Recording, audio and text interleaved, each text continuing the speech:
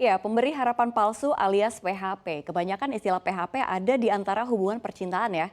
Di awal kelihatannya serius banget deketin, pas kita mulai tertarik atau suka, pergi begitu aja. Biasanya sih ini bikin galau ya. Tapi bayangin deh, kalau yang dibikin galau itu adalah investor atau perusahaan atau bahkan pemerintah negara.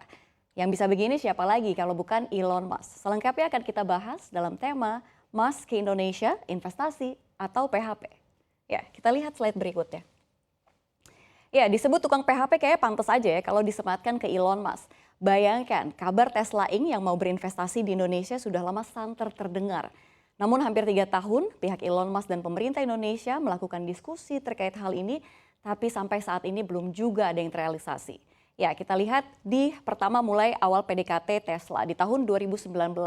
Ya, pendekatan dengan Tesla sejak pertengahan 2019 awalnya saat Menko Marves Luhut Binsar Panjaitan ini menerima kunjungan Menteri Perdagangan Amerika Serikat yang saat itu dijabat oleh Wilbur Ross.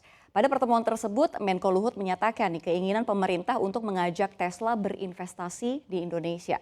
Lalu pada saat tahun 2020, ya setahun berlalu pendekatan masih berlanjut di 2020, tepatnya di bulan November. Presiden Jokowi mengirim tim khusus untuk bertemu dengan para petinggi Tesla. Sebulan setelah itu, Jokowi didampingi oleh Menko Luhut melakukan conference call dengan Elon Musk. Obrolannya masih mengenai peluang investasi Tesla di Indonesia. Kedua belah pihak bertukar pandangan mengenai industri dan komponen utama mobil listrik. Gak hanya itu, Jokowi bahkan ngerayu Tesla untuk melihat Indonesia sebagai launching pad SpaceX. Dan menanggapi undangan Presiden, Elon Musk juga berencana mengirim timnya ke Indonesia tepatnya di Januari 2021 untuk tahap penjajakan semua peluang kerjasama. Ya, lalu di 2021, mengawali 2021 ini berhembus kabar Elon Musk batal berinvestasi di Indonesia. Saat itu di minggu pertama awal tahun, Menko Luhut melakukan video conference meeting dengan Tesla. Di bulan berikutnya, pemerintah melalui Kemenko Marves ini menerima proposal investasi dari Tesla dan langsung mengadakan pertemuan secara virtual pada pekan berikutnya untuk mendengarkan penjelasan secara resmi dari Tesla. Namun entah bagaimana tiba-tiba ada kabar bahwa Tesla lagi-lagi mengurungkan niatnya untuk berinvestasi. Ya, rumor batal invest saat itu dikait-kaitan dengan kabar Tesla yang mendirikan unit manufaktur mobil listrik di India, di mana itu bersumber dari dokumen anggaran pemerintah untuk rakyat India. Tapi itu pun juga dibantah lagi oleh Menko Luhut. Menurutnya investasi Tesla nggak berkaitan dengan pabrik mobil listrik. Menurut Luhut, rencana investasi yang disampaikan pemerintah adalah terkait sejumlah hal, termasuk baterai lithium untuk kendaraan listrik, Starlink, launching pad, hypersonic, dan stabilizer energi. Tapi apapun itu ya, yang dibicarakan nampaknya juga belum ada tuh update perkembangan mengenai pendekatan Indonesia dan Tesla.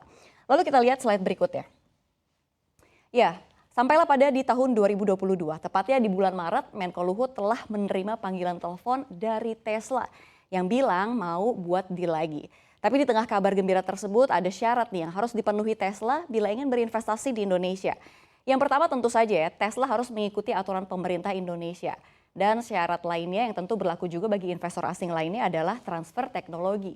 Teknologi ramah lingkungan, wajib mendidik tenaga kerja lokal, serta memberikan nilai tambah. Dan saat itu pemerintah menilai Tesla pun menyanggupi.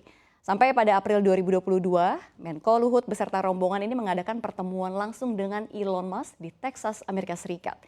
Dalam pertemuannya, mereka membahas sejumlah isu penting termasuk menjajaki kembali peluang kerjasama. Sejauh itu, Luhut menilai pertemuannya dengan Elon berlangsung dengan sangat baik. Sehingga mereka berencana juga untuk bertemu kembali di perusahaan pesawat luar angkasa milik Musk, ini SpaceX, bersama Presiden Joko Widodo. Dan akhirnya pertengahan bulan Mei 2022, Presiden Jokowi mengunjungi SpaceX di Boca Chica, Amerika Serikat. Dan dalam kunjungannya, Jokowi berdiskusi soal tindak lanjut investasi Tesla, serta meninjau pabrik produksi roket SpaceX bersama Elon Musk. Tapi nggak sampai di situ aja ya, dalam kunjungannya Jokowi ini ngundang Elon Musk untuk bisa datang juga nih ke Indonesia. Tapi kabarnya di bulan depan Menko Luhut justru akan kembali melakukan lawatan ke Amerika Serikat untuk kembali bertemu dengan Elon Musk untuk lagi-lagi meminta kejelasan investasi Tesla dan soal rencana investasi Elon Musk ke Indonesia ini juga sempat menjadi sentimen tersendiri ya bagi saham emiten yang terkait komoditas nikel. Mengingat nikel ini juga merupakan bahan baku pembuatan baterai kendaraan listrik.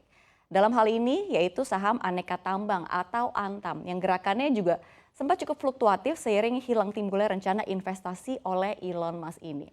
Tentu saja kita lihat aja ya kelanjutan rencana investasi Tesla di Indonesia ini. Tapi kalau misalkan kita lihat sepak terjang Musk yang suka nggak komit dalam kesepakatan bisnis yang dibuat, rasanya pantas aja ya kita sedikit agak nggak yakin dengan gaya tarik ulur Tesla ke Indonesia. Seperti yang terjadi dengan perusahaan lainnya, kita lihat slide berikutnya. Ya, April 2022, Elon Musk menandatangani kesepakatan pembelian Twitter bernilai 44 miliar dolar Amerika Serikat atau setara 634 triliun. Pada saat itu Musk menyebut Twitter memiliki potensi yang sangat luar biasa sehingga dirinya ingin meningkatkan produk dengan fitur-fitur baru. Pembelian ini pun disambut positif ya oleh pasar dan saat itu juga tercatat saham Twitter ini ditutup melesat 5,64%. Namun kini Elon Musk membatalkan kesepakatan karena menurutnya Twitter melanggar perjanjian terkait akun bot. Ia menuduh Twitter menyesatkan para investor dan pengguna tentang jumlah akun palsu di platformnya. Dan pembatalan ini secara langsung berimbas juga pada harga saham Twitter yang anjlok 6% sepanjang perdagangan. Lalu yang kedua, Elon dituduh memperkainkan harga Doge. Ya. Elon dituntut 258 miliar dolar Amerika Serikat atau sekitar 3.800-an triliun oleh investor Dogecoin. Nggak hanya itu, ia dituduh menjalankan skema piramida berbasis uang kripto. Dalam laporannya, Pengadilan Manhattan, seorang investor Kate Johnson ini menyebut Elon sadar betul karena sejak tahun 2019 sebenarnya Dogecoin ini tidak bernilai. Namun si Elon Musk ini terus melakukan pom-pom kripto untuk ambil keuntungan. Musk sengaja menaikkan harga Doge lalu membiarkan ya harga Doge jatuh begitu saja.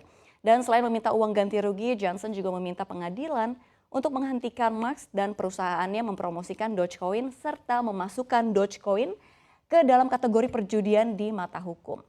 Lalu Februari 2021 ini Tesla memborong Bitcoin ya. Diketahui memang sudah memborong Bitcoin senilai 1,5 miliar US dollar dan menerima pembelian mobil dibayar pakai uang kripto tersebut. Dan saat itu Dogecoin diperdagangkan di harga 5,8 sen dolar Amerika Serikat. Ini sangat jauh dari posisi puncaknya 74 sen dolar Amerika Serikat pada bulan Mei tepatnya di tahun 2021. Lalu yang ketiga ada update baru-baru ini, Elon Musk kembali bikin heboh lewat akun Twitternya. Elon Musk mengklaim sudah membeli klub Inggris Manchester United. Hingga pemberitaan itu diturunkan memang tidak ada respon resmi dari MU maupun keluarga Glazer, sang pemilik klub yang memiliki valuasi 2,8 miliar dolar Amerika Serikat. Kalau melihat sejarah Elon yang suka buat kontroversi lewat jari-jari tangannya tersebut, dipastikan benar adanya ya bahwa hal itu adalah sebatas lelucon Musk saja. Tapi alih-alih keisengan Musk terhadap tim favoritnya tersebut, masalah ini bisa-bisa jadi panjang begitu ya. Sebab setelah cuitan tersebut, saham MU ini melesat 17% dalam perdagangan 17 Agustus lalu sebelum ditutup di level 13,67 dolar Amerika Serikat per lembar saham. Lalu ini mungkin lelucon bagi sebagian orang, tapi tentu tidak bagi regulator. Pasalnya regulator ingin tahu apa sebenarnya motif dari tweet Elon Musk tersebut. Ya.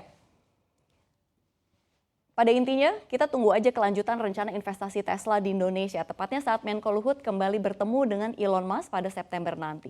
Dan tentu saja kita tetap berharap ya, siapapun investornya nanti, hilirisasi tambang dan industri baterai kendaraan listrik di dalam negeri bisa tetap terrealisasi dan berjalan dengan baik, serta memberikan keuntungan bagi Indonesia.